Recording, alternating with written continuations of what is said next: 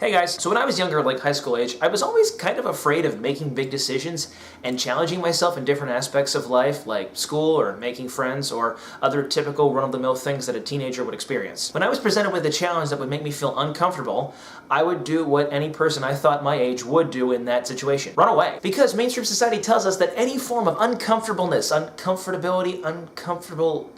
is bad and should be avoided at all costs. This includes suffering, which is not the point of today's video, but I thought I'd mention it anyway. Today's video, we're going to talk about taking risks. I've never been a huge risk taker in my life because I found them very uncomfortable.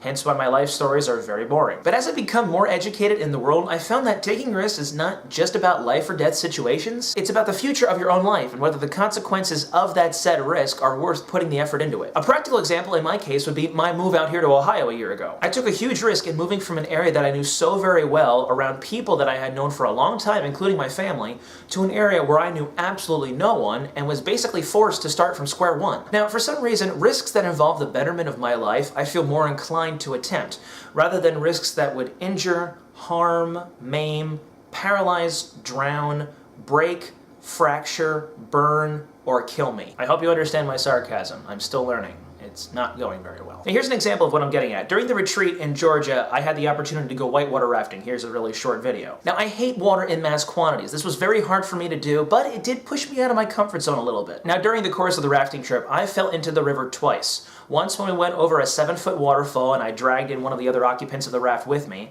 and a second time when our guide intentionally flipped the raft. Now I can swim, thank God, but I choose not to because of the reason I mentioned earlier, and I have a terrible fear of drowning. Now looking back on this experience, I'm happy that I went, but the risks now far outweigh anything that I could ever handle again. It was not pleasant falling out of a raft over a 7-foot waterfall with many jagged rocks around it.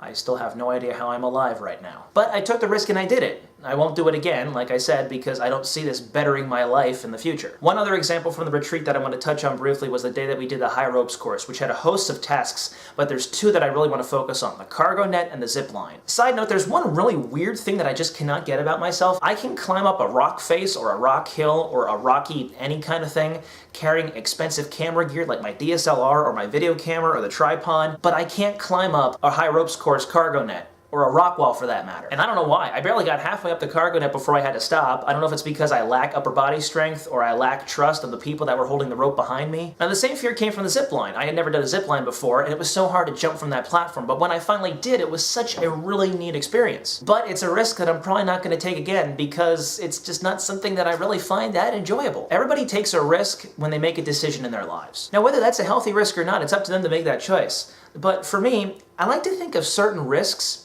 as God's way of leading us closer to Him. I only say that because I definitely feel that since I moved out here. Now, will all of these risks be comfortable? Obviously not. Risks aren't meant to be comfortable. It was not a very comfortable experience moving out here, but that's the brilliant part of it. We aren't called for comfort. We're called for greatness. Greatness doesn't come from being comfortable. Greatness comes from taking reasonable risks and feeling slightly uncomfortable doing them. And those risks may really push you in some ways.